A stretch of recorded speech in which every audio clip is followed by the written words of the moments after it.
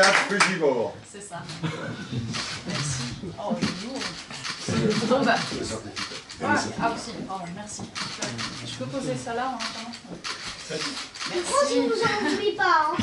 Pardon? Je crois si vous en voulez pas. Bah, je vais le lire d'abord et après je le passe si jamais. Mais celui-là, je pense que je vais le garder un peu. Bon, bah, merci, je suis très très honorée. Et puis, vu que les autres lauréats n'ont pas eu de discours à faire, je peux me permettre d'en faire un petit peu plus long.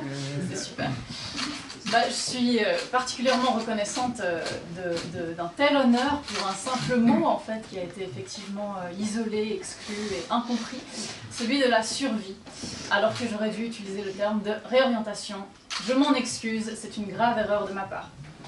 Mais voilà, dans un débat quelque peu houleux et interminable, ce mot est sorti comme une impulsion irrationnelle et à ce qu'il paraît, j'ai un tempérament un peu impulsif, c'est un des plus gros défauts, donc je m'en excuse. Enfin bref, j'ai commis cette grave erreur, je l'assume et je m'excuse, et pourtant, en tenant ce prix dans mes mains, je me sens quelque peu illégitime, bien que très reconnaissante. Oui, parce que si vous avez lu l'article dans lequel cette phrase a été mise en exergue, vous avez peut-être lu aussi les propos de Gilles Pradervon, boucher nyonnais, avec lequel j'ai eu la chance de m'entretenir, qui disait que pour bien tuer un animal, il faut l'aimer. Eh bien, je pense qu'en toute humilité, c'est cette phrase qui aurait dû être primée par ce prix d'or. Et donc, très honnêtement, je réfléchis à lui remettre ce prix. Je promets de ne pas le lui remettre sous forme de pavé contre sa vitrine. Sa vitrine a déjà subi les conséquences de ces extrémistes de la cause animale que nous sommes.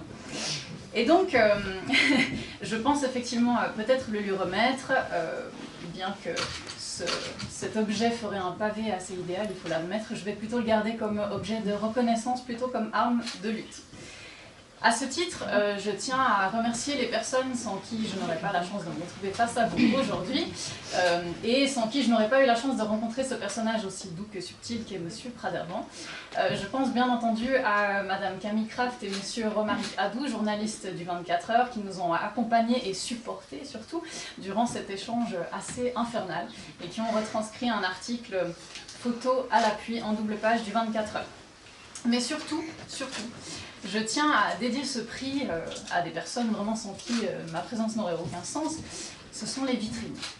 Les vitrines et leurs familles qui ont été bouleversées par les caillassages qui sont survenus en début d'année. Ces vitrines finalement qui ont subi des violences injustifiables, des sévices pour le moins abominables.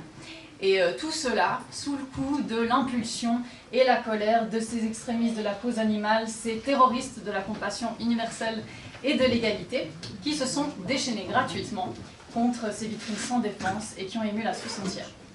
Ces vitrines, finalement, symboles du spécisme d'une part, bon, ça on s'en fout, du capitalisme aussi, et de l'intouchable tradition surtout. Sans horreur, les suffragettes à l'époque en avaient aussi caillassé quelques-unes. Quelles sorcières ces femmes. Enfin bon, on n'est pas là pour parler d'elles, pour ça je vous laisserai lire le magnifique livre de Mona Chollet à ce sujet. Le sujet d'aujourd'hui, qui me tient à cœur, pour en revenir aux vitrines, en fait, je leur dédie ce prix parce que sans elles, non seulement je n'aurais pas eu le privilège de me retrouver devant vous aujourd'hui, quoiqu'à ce qu'il paraît, j'en ai dit plusieurs, des conneries dans la presse et à la télévision, mais surtout, c'est parce que sans elles, certains activistes aujourd'hui n'auraient pas cette chance inouïe que d'être nourris et logés gratuitement dans la prison de Chandelot. Alors, il aurait été simple que je dédie cet Oscar aux animaux que je tente de défendre, hein, n'est-ce pas ?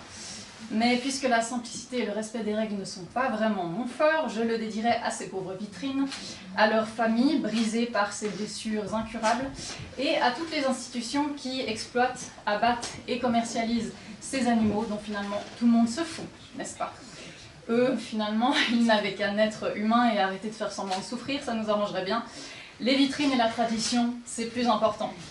Donc en conclusion, moi je dis que plutôt que de remettre des prix aux militants antispécistes, brûlons-les sur le bûcher, à l'image des sorcières. Hein, je le rappelle que la dernière sorcière brûlée en Suisse date de 1782, Anna Goldin. Il serait peut-être temps de s'y remettre. On est un peu à la traîne. Mais aussi à l'image des esclaves rebelles et des femmes insoumises. Parce que bien sûr, comme la viande, on a toujours fait comme ça, donc pourquoi changer? Merci.